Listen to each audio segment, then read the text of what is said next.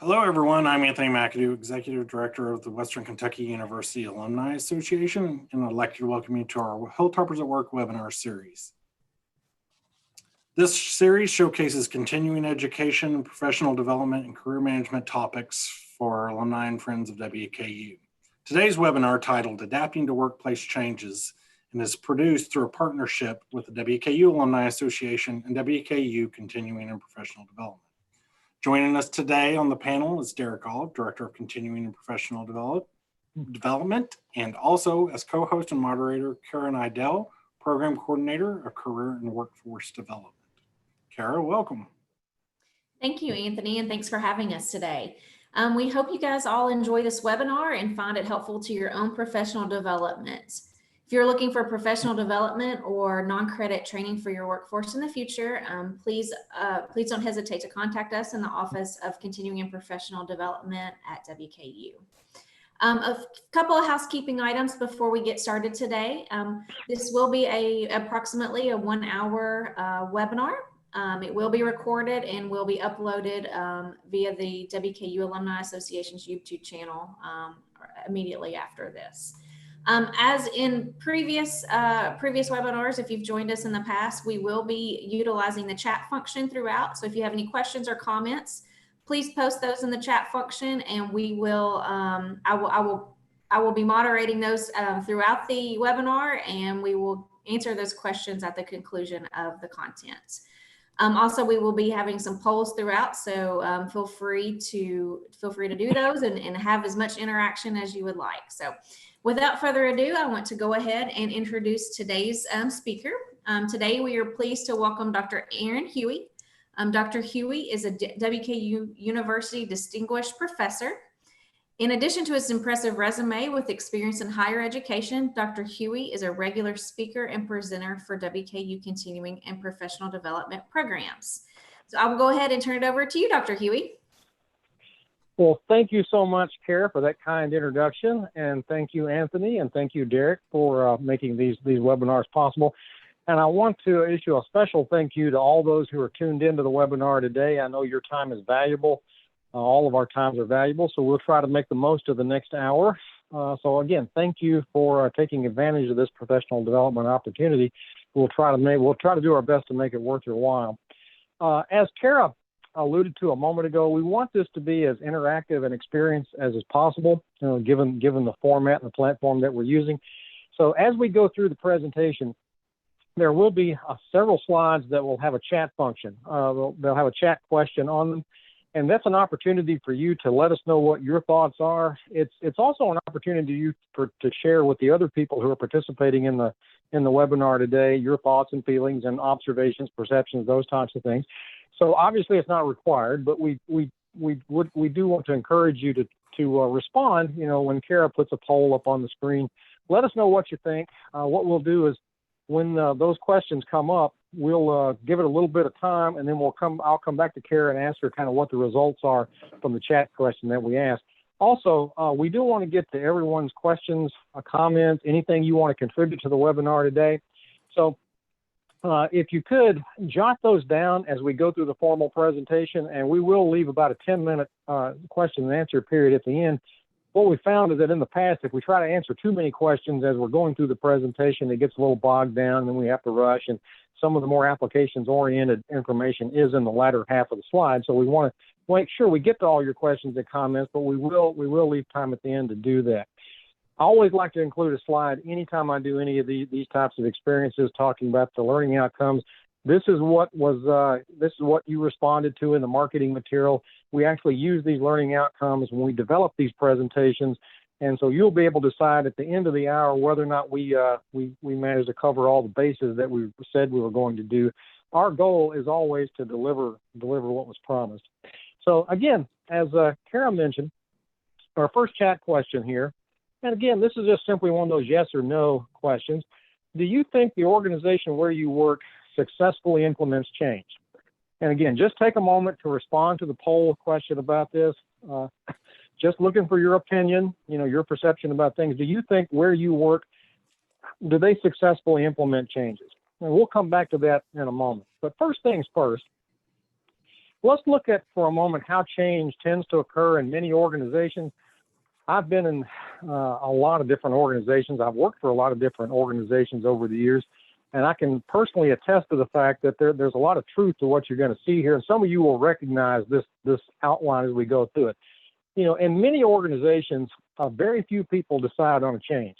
Usually these people decide they're kind of in isolation from the other people in the organization. They may be the executive team, the senior leadership team, the executive committee, all those things. You got a very few people, they decide, we need to change some things around here. So they do that kind of among themselves. Then they start some planning. Okay, we've decided we're going to change the way we do things around here. Let's start planning for that. Now, we're not going to actually ask anybody or talk to anybody about whether or not they think the change is good or should we be doing this or how they would go about implementing it. We've just decided it would be best, for the organization to change. So we start planning. As soon as people start planning for a change, most of the people that work there, they start to sense, okay, something's up. These folks have been meeting a little bit more than usual. They're a little bit vague about why they're meeting. People are naturally suspicious about things. In most organizations, I've been to a lot of companies where, the people on the front lines, the people that are the machine operators and the people that are there doing the front line work, they always know when something's up. They're observing their leaders, they're watching their patterns, and they start, okay, they're meeting about something. And most of the time when they start having those discussions, they never assume the best. And you could probably recall that from personal experience. Speculation begins. Yeah, this is the third time this week I've seen them in their meeting. Oh, something's going on. I wonder what's happening. So then they start thinking about, and again, it usually goes in a negative direction. People start to subtract, add, they exaggerate things. I bet they're going to close this place down. I bet in 6 months from now, they're just trying to come up with a good way to tell us and how they're going to, and in the absence of information, people start to assume the worst in a lot of different cases. So, and eventually, it becomes a self-fulfilling prophecy for a lot of folks. See, I told you, then so-and-so came in late today. That's exactly what we would expect if they were going to do what we think they're going to do. And then finally, after this kind of stews for a while, the change is finally announced. Usually there's the big rollout. Here's the new initiative. And once that happens, there's a lot of confusion. There's a low level of commitment. People are paranoid about things. They're cynical about things. They're not sure they're telling us all the information that we need to know. Is this really what's going on? And a lot of this, as we'll see in a moment, could be avoided if people would simply involve people in the decision-making process as much as they can from the beginning and then communicate effectively about things. Most organizations, companies, agencies, all types of organizations over the last 3 or 4 months, we've been going through a lot of change that's been brought on by the COVID-19 crisis. And organizations that have stayed in constant communication with their staff, their teams, their employees tend to have weathered these changes a lot better than organizations that tend to be very tight-lipped about things and then only make an announcement after a final decision has been made, and then they face a backlash. So, and again, some of you will recognize that pattern of how change tends to occur in some organizations. Another chat question here. Well, let's get back to Kara. I have to remember that. Kara, so the last poll there, do people tend to think their organizations handle change very well or not? So 89% responded yes. Only 11% with no. Okay. Well, I'm encouraged by that. So good. We got a pretty positive crowd, and I honestly like to see that. I've done this type of presentation before where 3/4 of the people in the room say no, they don't know what they're doing. So this is kind of good for me. So another chat question here.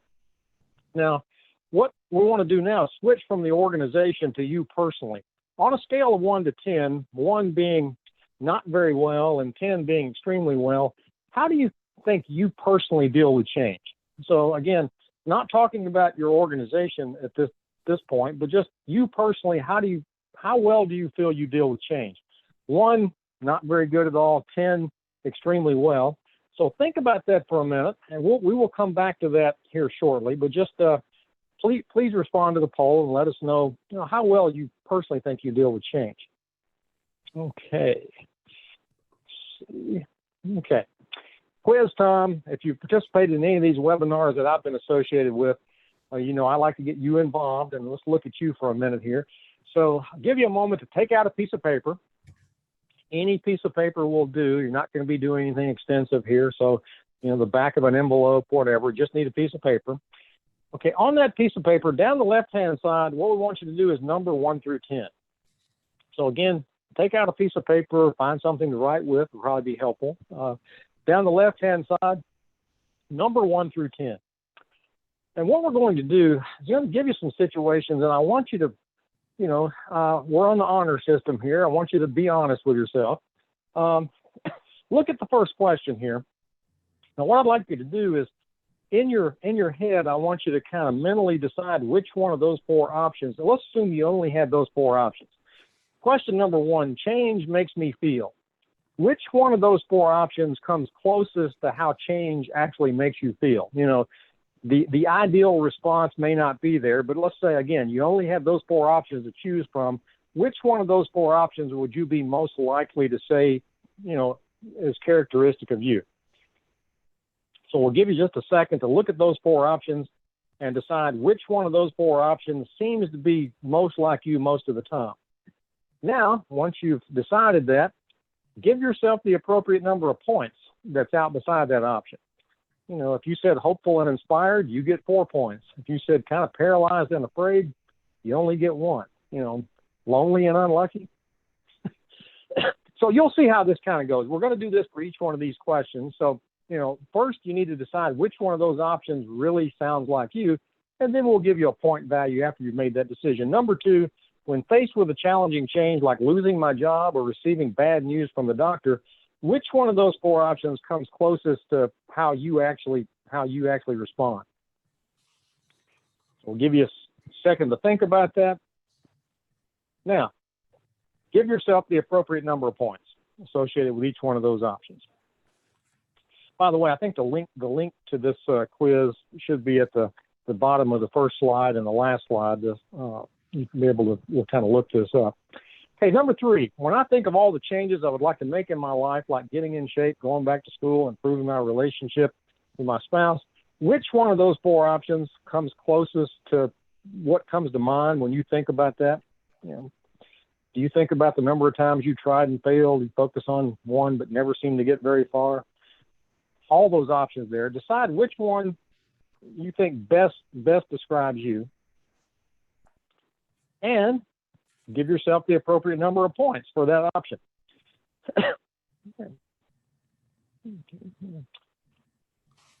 Give everybody a chance. You know, I always try to keep in mind some people a little bit faster at these types of things than others.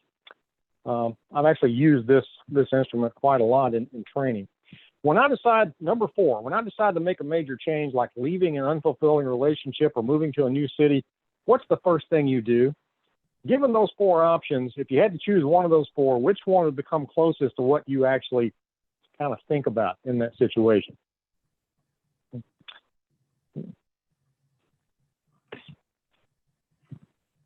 Okay, hopefully you've got in your mind which one of those comes closest to you. Now, again, give yourself the appropriate number of points. Number 5, when I think back to the changes that I've already been through, you're reflecting on changes that you've been through in your life. Which one of those 4 options comes closest to describing those thoughts that you have when you think back over the past? As you go through this, you know, I know people that probably fall into all 4 of those different options that we have for each one of these, just based on what I've known about them. Okay. Now that you've got your choice in your mind, give yourself, again, the appropriate number of points. Number 6, when I tell others about a difficult change that's coming into my life, what do you typically do, or which one of those 4 options comes closest to what you typically do when you're telling other people about a difficult change that's coming into your life? So think about that for just a moment. Which one of those? Some of these things are also going to be situational. We talked about that in the stress webinar a little bit. You know, when you're under stress to begin with, everything tends to be magnified. But number 6 there, after you've made your choice, give yourself the appropriate number of points. Okay, everybody a chance to write that down. Number 7. Now we're going to ask you how you think other people see you or whatever. Well, my friends would probably say that again, look at those 4 options, and which one of those 4 options do you think your friends would be most likely to say about you? They know you. You know, they may not know you as well as you know yourself, or maybe they know you better than you know yourself. But, you know, what would your friends say about you? Well, given those 4 options, which would be closest? Give yourself, again, the appropriate number of points. Number 8, when I feel stuck and unsure during change, and we all go through that, which one of those 4 options comes closest to what you actually do when you're trying to implement a change, but you feel stuck, you're unsure, you're not as confident as you once were? Of those 4 options, which one do you think would come closest to how you actually would deal with that? And once again, give yourself the appropriate number of points. Only a couple more. Number 9, when faced with change or hoping to initiate a change, I take some time to be quiet and look within. Now, you know yourself, again, you know yourself better than anybody else here today. Which one of those 4 options best describes you? Take some time to be quiet and look within. Never, rarely, sometimes, or often.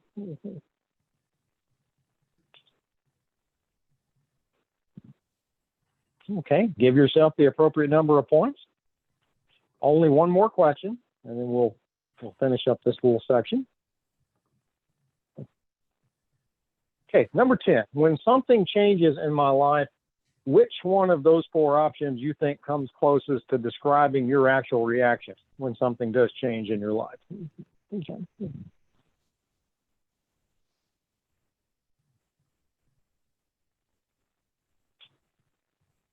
Okay.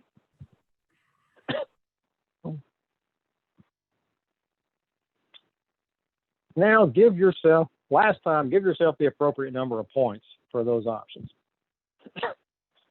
So now you should have a piece of paper if you've been following along with us, and you've got a number out beside each one of those items, 1 through 10. Now, add up your score. Add up to get a total.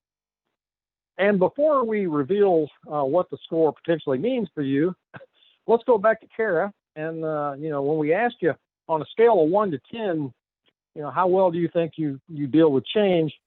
Okay. Yeah, it looks like we were, the majority was, in that average to high average okay. on the scale there. Okay. Yeah, definitely that leans to the high side there, which is good, meaning more people, obviously your self-concept, how well I'm doing something or handling something is good. Hopefully I'm actually handling that well and being that positive about things. So that's good. It's interesting. We'll see if this confirms that. And I would say for a lot of you, this probably confirms what you already know. If you remember to, okay. Now let's see how we score this one. So you've got a total for those 10 items. Okay, if your score is between 32 and 40, you are a change optimist. You love change. In fact, every time you do something, you probably change it a little bit from the last time that you did it. I've got a neighbor that I would put in the change optimist category.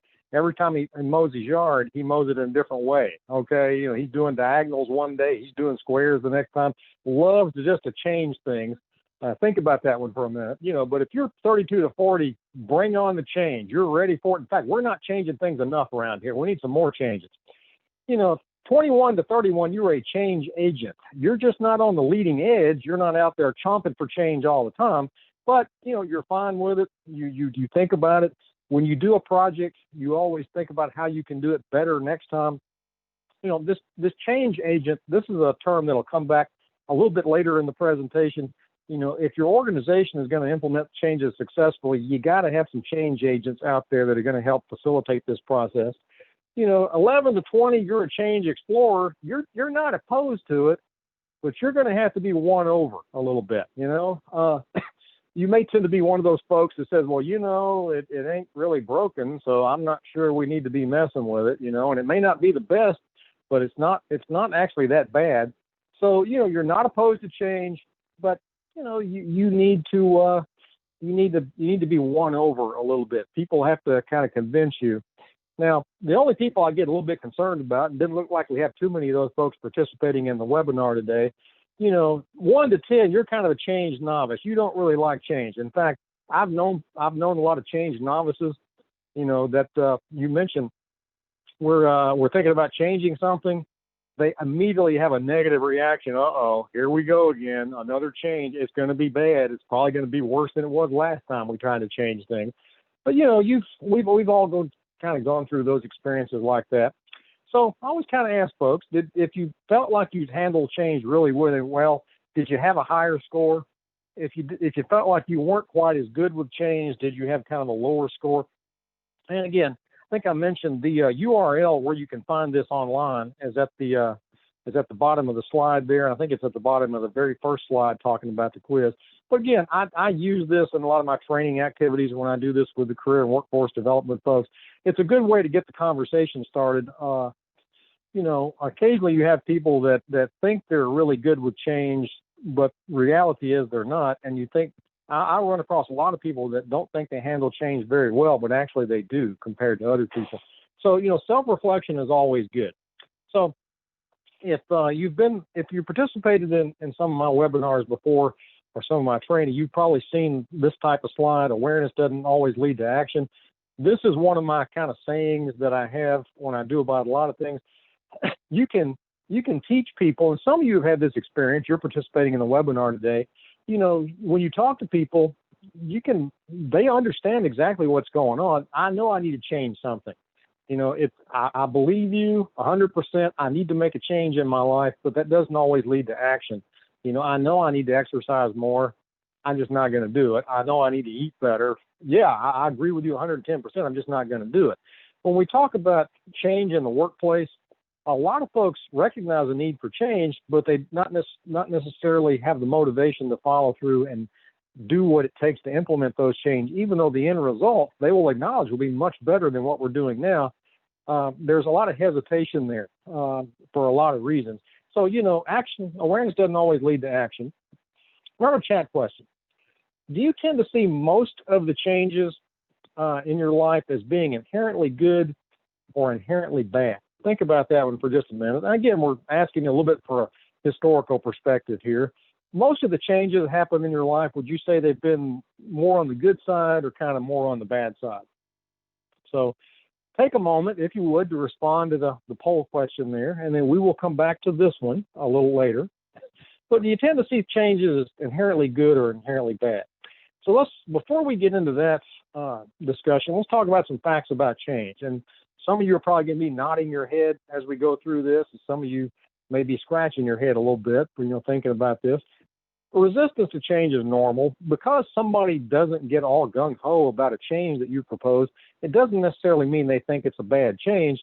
Resistance is just a normal part of life. Even people who acknowledge they need to change something, they tend to be resistant to things. No matter how much you try to convince somebody things are going to be better once they implement this change, they won't believe you until they actually experience things being better. I always like to give just a quick story about my father. My father spent the last 33 years of his work life at a paper mill in New Johnsonville, Tennessee, and he worked in the powerhouse, which he worked in a control room, and they were responsible for sending electricity and steam to the rest of the plant. Well, for the first 15 years he worked there, it was all analog. His job was to watch an entire wall of dials and gauges, and if the level in one tank went up a little too high, you actually went out and physically turned a valve, or you sent somebody out to make the level come back down. It was a very cumbersome job, lots and lots of dials and gauges. Well, about the mid-'80s, they came in and said, we're going to change all this. You're going to love it. Once we get it changed, we're going to put in a computer. We're going to go digital. In fact, all this stuff where you have to watch a whole wall of dials and gauges, now all you're going to have to do is watch one screen. And in fact, if the level goes up in that tank a little too much, the computer is going to automatically open the valve. And when the level gets to where it should be, it'll shut the valve off automatically. It's going to be like George Jetson. Things are going to be great. Well, you would have thought everybody had been happy. Well, my father, and everybody else he worked with hated this. They didn't know anything about computers. that thought it was going to be overly complicated. You know, they were comfortable and had some expertise doing it the way they knew how to do it. They didn't know how much better it could be, and so they were just naturally resistant to change. Now, once the change got implemented and they actually saw how great it was and how better their lives were and how easier their jobs were, they loved it. But no amount of trying to tell those folks on the front end that things are going to be better made them feel any better. They had to actually experience it. I actually went home on a weekend to visit my dad, and he actually took me to the plant. And he wanted to show me his job, you know, and he went in and showed me the computer, and he goes, "Now, Aaron, I want you to look at this. This is called a mouse. And see that thing on the screen? That's called a cursor. You know, I can take this mouse." Well, I've been using computers for, 10 years, but my dad, now he saw himself as a computer operator. Okay. And he was proud of that fact or whatever. But on the front end, my father is not someone, and some of you might can relate, he's not a computer guy. Okay. They pretty much had to force him in order to go to this new system. And once he did learn it, he was fine with it, but he hated it in the very beginning. Prior notification reduces resistance. You see this in every organization all the time. I've seen this a lot recently. People want to know. They don't like to be left in limbo. You might not have all the answers about how the change is going to be implemented or the outcome of the change, but people like to know something's up. People will sense something's up anyway. And the sooner you acknowledge that, and yeah, we're thinking about doing this, or we're thinking about doing some things, we'll try to keep you posted. You'd be amazed at how that tends to reduce resistance about things, just people feeling like they've been kept in the loop. All change is going to be stressful. It takes more thought, more energy. And you know this from your personal lives. You know this from your work life. Any change, even though the end result is going to be good, it's going to be stressful. It takes a lot of thought, energy. It takes you outside your normal routine. People do value sameness and reliability. I know a lot of people that go to work and they want to spend the first 6 months learning the job, and then they just want to kind of go on autopilot because now they've learned the job, don't have to learn anything else, and just kind of coast there for a little bit. Well, life, as most of us have figured out, is not that way. Change is inevitable. As soon as you learn the current system, somebody's going to start tweaking the current system, and you're going to have to learn some more stuff. So this idea of continuous learning is very much alive and well. This is something that people need to understand. If you're implementing change, particularly in your organization, in your company, in your agency, you need people that are good at seeing how small changes affect the entire system. I've been in a lot of companies over the last 30 years where they told me about we made a small change in one department, didn't really realize what impact that was going to have on other departments, and it turned into chaos for a short period of time. So, there's always going to be unintended consequences, but you need to be thinking things through as clearly as possible.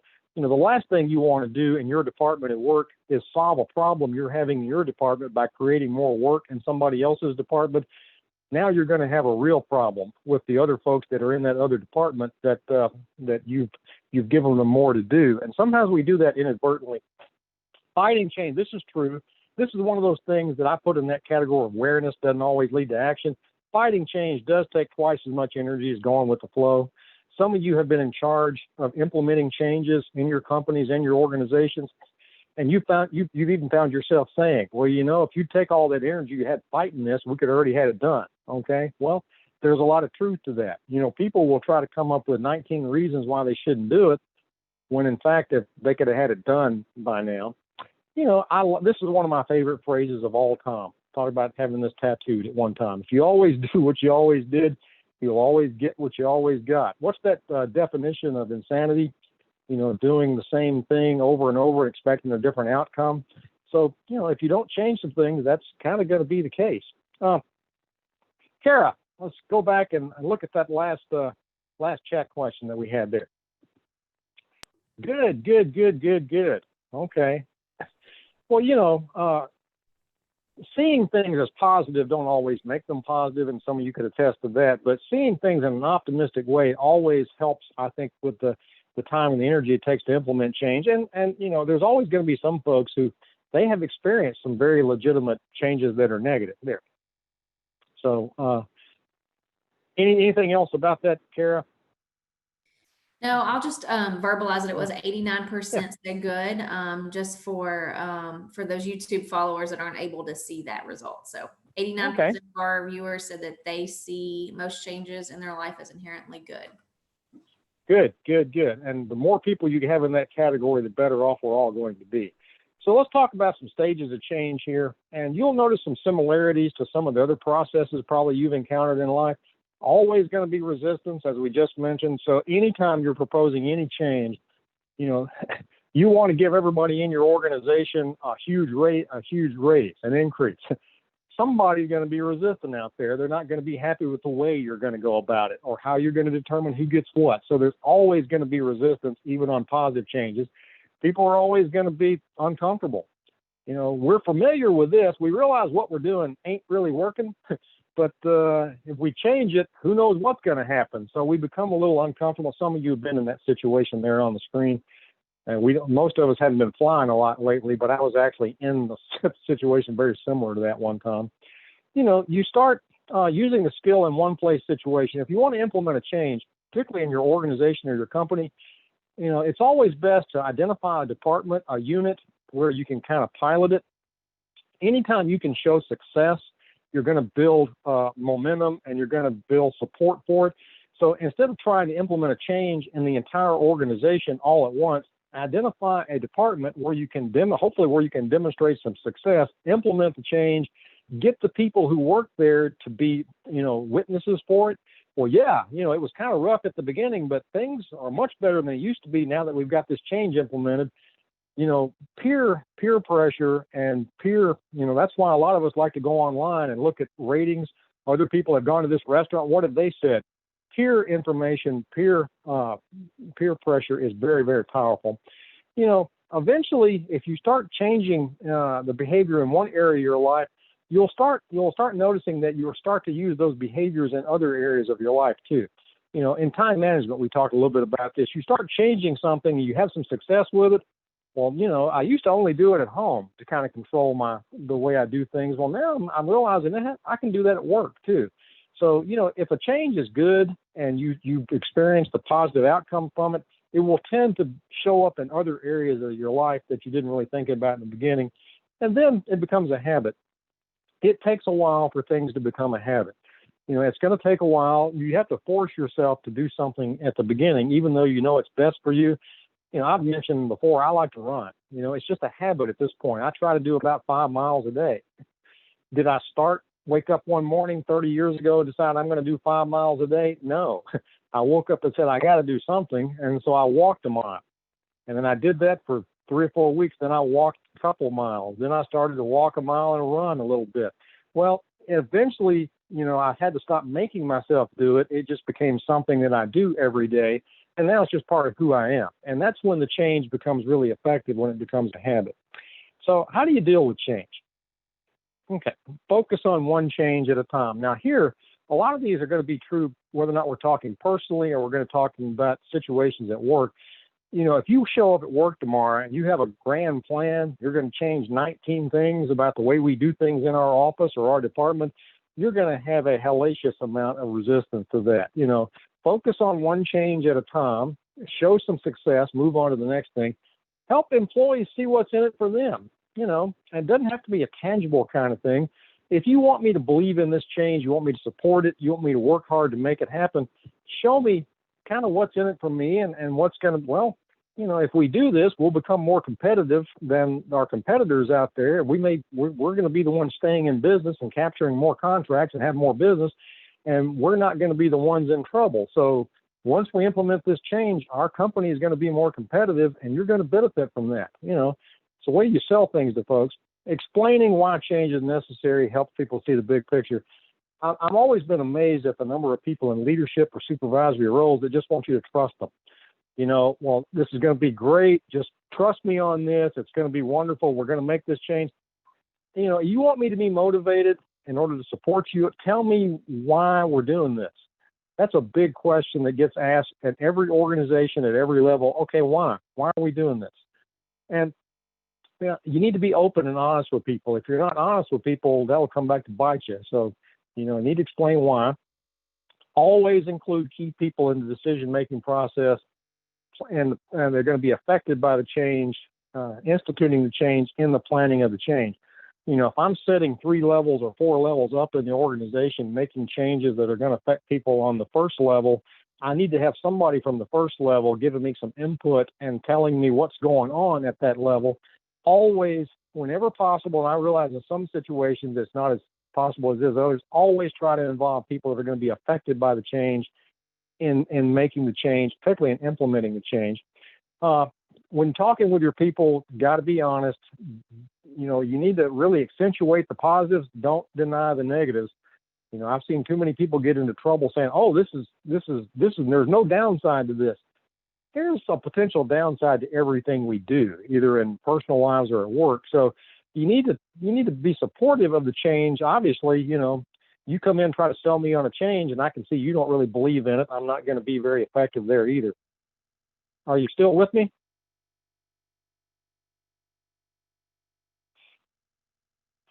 Are we still there? Yes, we're good. Yeah.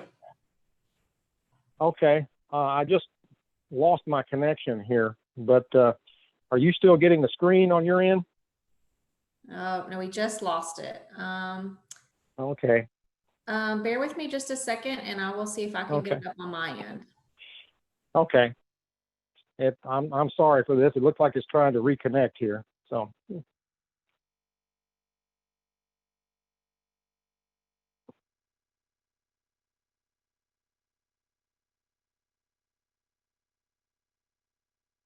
It was popping right along, and then all of a sudden the pictures went off the screen. Technology's not perfect, Aaron. We all know that at this point. Yeah. I don't know. Have you guys still got a connection there? Yeah, and I believe Kara's trying to work on getting the slides up so we can at least pick up where you were at.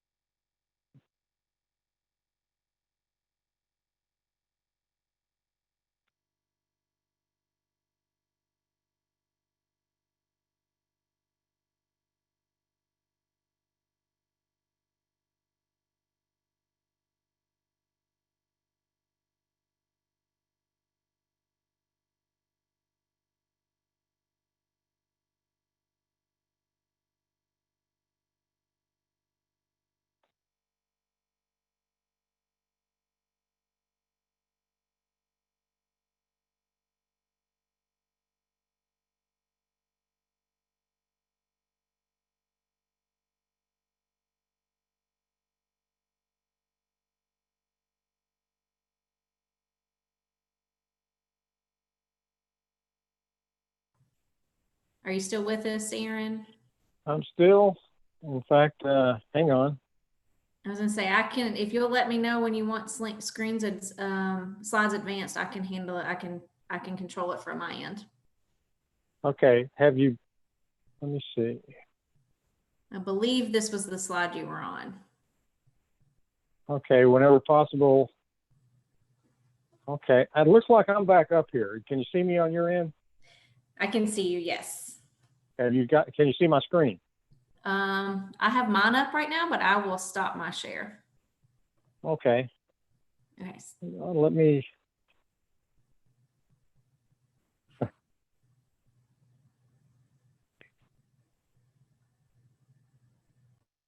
Am I back yet? You are good to go. Sorry about Okay. that for those participating. Looks like we were back up though. Okay. Thank you, Spectrum. Okay. So we're back online then, right? Okay. Okay. Let me see. Even the best plan for a change can still stall. Make sure you have somebody assigned. Sorry about that, folks. Make sure you have someone assigned to monitor the change process and roadblock. You're always going to have obstacles. You're always going to have roadblocks. anytime you implement a change, somebody needs to be specifically assigned to monitor that change, be prepared with contingencies, be prepared to, jump in at a moment's notice to make sure things go as smoothly as possible.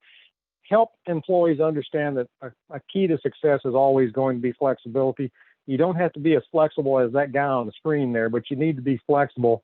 Anytime you implement any type of change, it's not going to go exactly according to plan. You have to be prepared for that, obviously, as we just saw. Chat question. From your experience, what are the biggest change drivers in your organization? So what do you think? I think this is more of a chat question kind of thing, right, Kara? Yes. So if to answer this one, please utilize your chat function. This will not be a poll question. Okay. Yeah. Just when you think about change drivers in your organization, what has precipitated the changes that you've had to implement in your organization? So again, think about that, and we'll come back to that here in just a minute. I want to talk about some forces for change, and some of you will recognize these, but we always have a few folks that come up with some things that we haven't thought of. So appreciate that. There's always going to be external forces for change, and again, some of you are in different organizations where some of these are going to be more important than others, but marketplace changes, regulation changes, regulation come and go. Technology is always evolving and changing. Economic forces, all of these things are kind of converging. I guess we could have added COVID-19 to that list of external forces for change. Internal forces, long-range plans are going to change where the organization is going. New equipment, which is related to that technology and how you do things. I always get a little bit scared. I've been in a lot of companies where they've got a machine they've had, since Second World War, and they got one person that knows how to operate it. And so they can't let the one person has never really trained anybody else how to do it. So that they're setting themselves up for a real challenge. The workforce changes. Some folks have access to a lot of folks out there. That gets into credentials and who has the education, the competency, the skills. Comps and benefits. Those have changed immensely over the years. Used to medical insurance, health insurance was just something you got, didn't really cost the organization that much or you. That's changed a lot over the last few years. Employee attitudes about things. I've been in some companies where I spend 10 minutes there, I want to work there. It seems like a wonderful, healthy environment. I've been to other companies where I spend 10 minutes there and I'm making sure I know where the exits are, okay? And a lot of that has to do with the employee attitudes there. Mention these, those external dynamics, all of those things.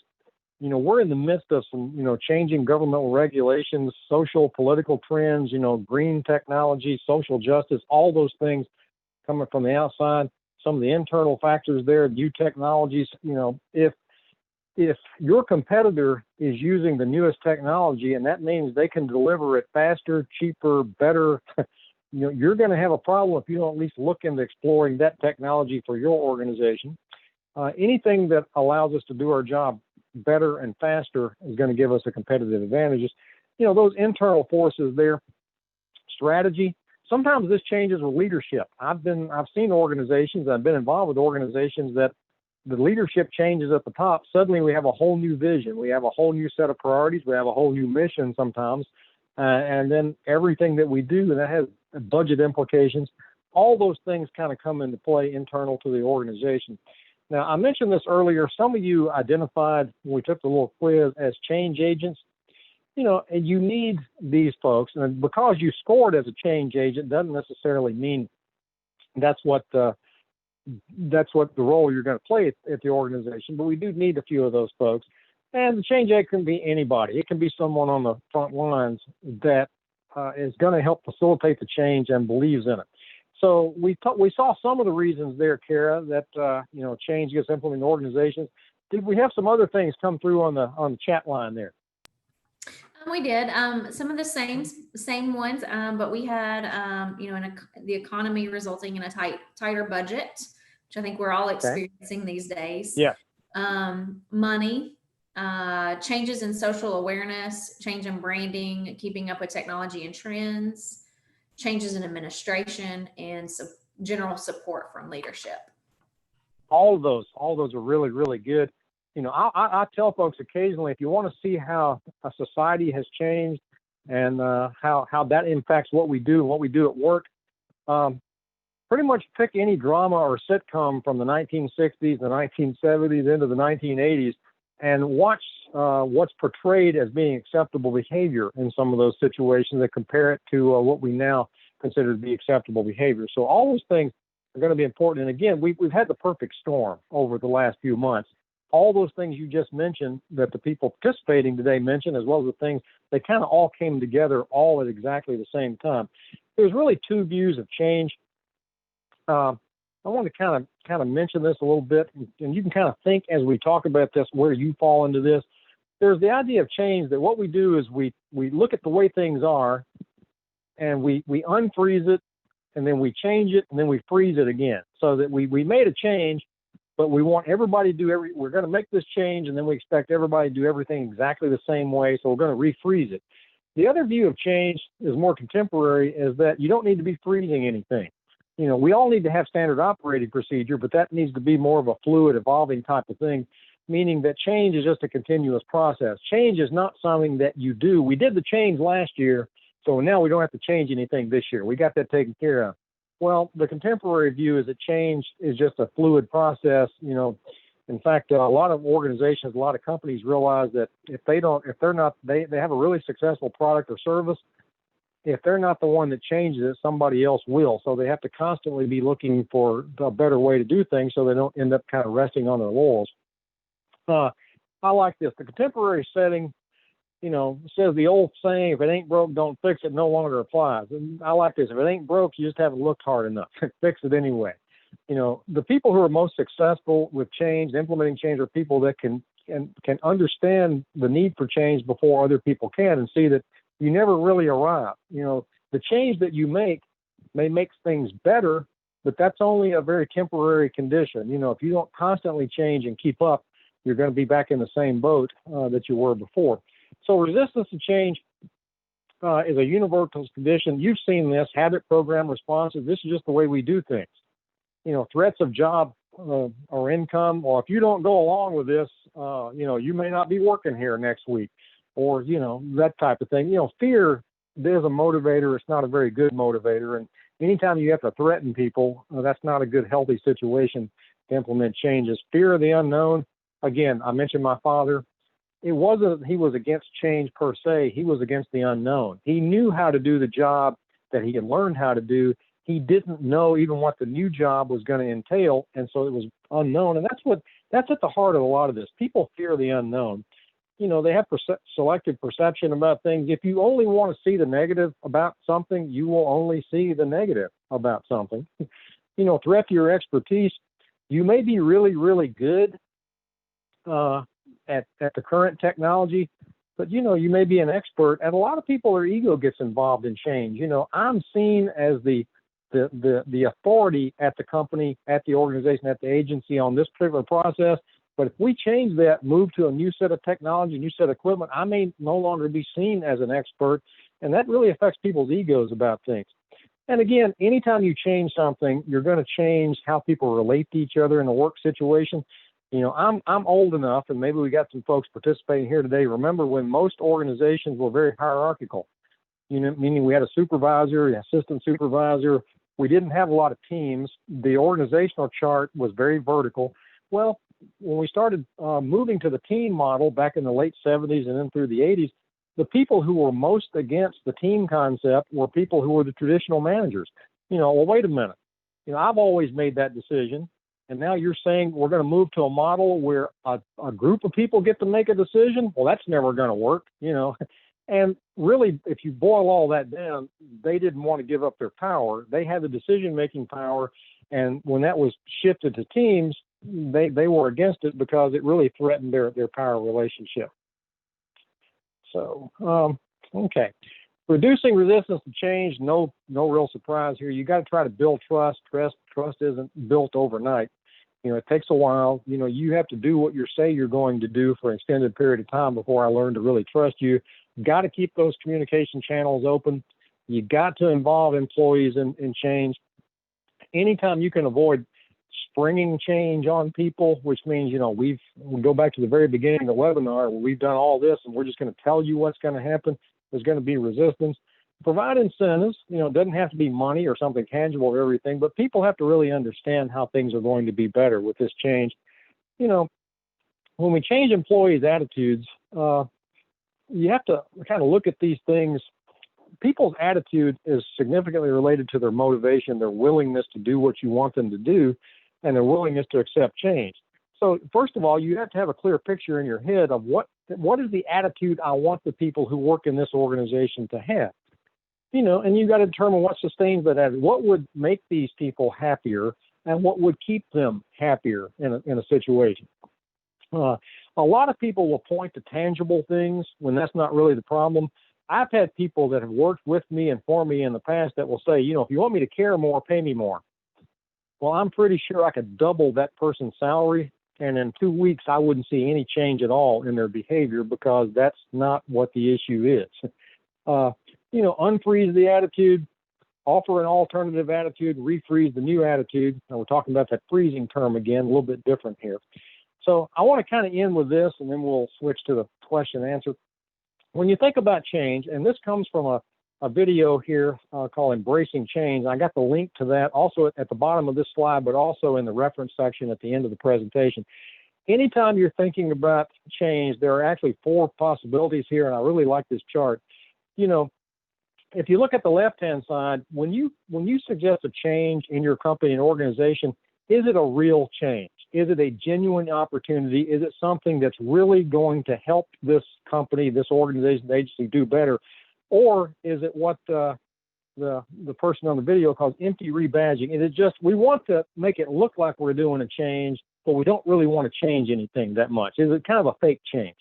So the first thing that you always need to ask, if you're thinking about implementing a change in your company, in your organization, are you talking about a real change, a genuine change, an authentic change? People will pick up on that. Are you talking about just a fake change? We want to look like we're doing something different. We want to come up with a new acronym that'll make it seem like we're going in a whole different direction, when in fact we're not. It's going to be a lot of the same stuff going forward. We just want people to feel differently about it. So across the left, down the left-hand side, you've got that. And across the top, your people are going to either be open to change or going to be closed to change. Now, some people are open to all changes, and some people are closed to all changes. But think about this for a minute. Some people, they're going to be open to it. Yeah, let's try that. Some people, no matter what you recommend, are going to be closed to it. So you got those 4 possibilities. Let's say that you offer a genuine change. This is really good for the company, really good for the organization, and people are open to it. Then this change is probably going to make a real difference. People are going to buy into it. It's going to turn out well. Let's say most people are closed to change in general. We have a really good opportunity here to really make things better, but people aren't going to be open to it. They aren't going to give it a chance. So we're really going to blow a rare chance to make some good for the company. If it's just an empty change, it's a fake change, that empty rebadging, and people are open to it, they're going to be let down. They're going to get all excited, and you're going to tell them things are going to be so much better. And then over time, they're going to realize things aren't better at all. In fact, they're probably worse. And so then they start to become cynical and kind of jaded about things. And then let's say you don't have a real change and people aren't open to it anyway. Nothing's going to happen. It's not going to be, you're just wasting your time.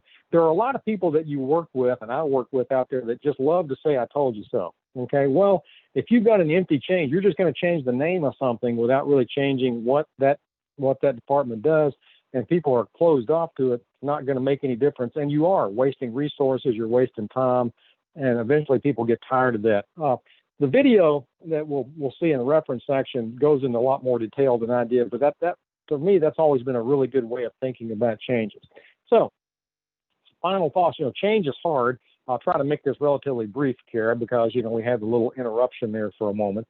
But, you have to be sincere about change. If you're thinking about implementing a change that's really going to be good for the organization or really going to be good for you as an individual, you need to approach it seriously and give it the amount of effort. Nothing significant or meaningful ever comes too easy. You always get what you pay for, and you get out of something what you put into it. So you have to be serious. Don't get people's hopes up about change if you're not willing to follow through and do the hard work that's going to take to make that happen. So a lot of information in a relatively short period of time. So I'll pop it back over to you, Kara, for a minute, and then we'll talk about the resources here. But I do want to give people a chance to, ask any questions or any comments. We got a really good panel here. It's not just me. We got 3 additional experts here on change that we can always refer to.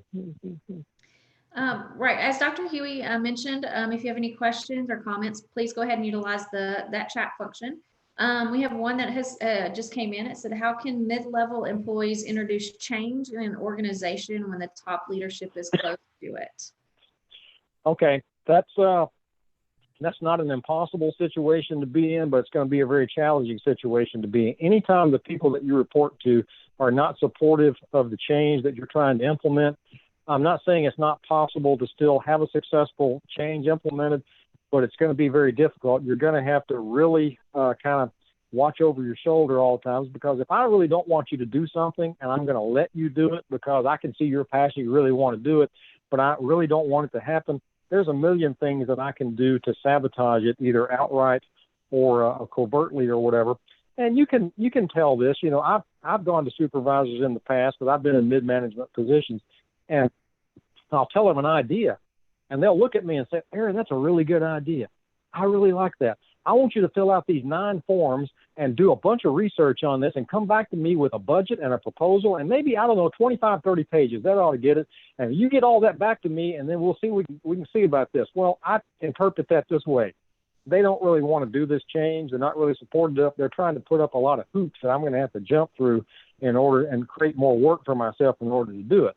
So, in mid-management, that's the most difficult place to be in. It's much easier to be on the front lines or at top management than the middle. In the middle, you're being pulled in both directions. You want to be seen by the people that report to you as advocating for them and supporting them, but you also have to be seen by the people that you report to as supporting them. And sometimes you can get caught in the middle because the people at the top may have some different ideas than the people at the bottom. In fact, the people that report to you may have a really good idea if something needs to be changed. It makes perfect sense. It will save the company time, energy, money. But the people at the top don't want to do it for a number of reasons. I remember when I first started here, we didn't have any of this fancy stuff, and we all did just fine. It's very, very difficult. You're talking about trying to persuade people above you that this is going to be good and this is going to be implemented, and you really have to be on your kind of P's and Q's, because if I'm going to try to let you do something, I'm not really supportive of it, I'm going to pick it apart, and I'm just going to come up with all kinds of reasons why I can say I told you so later.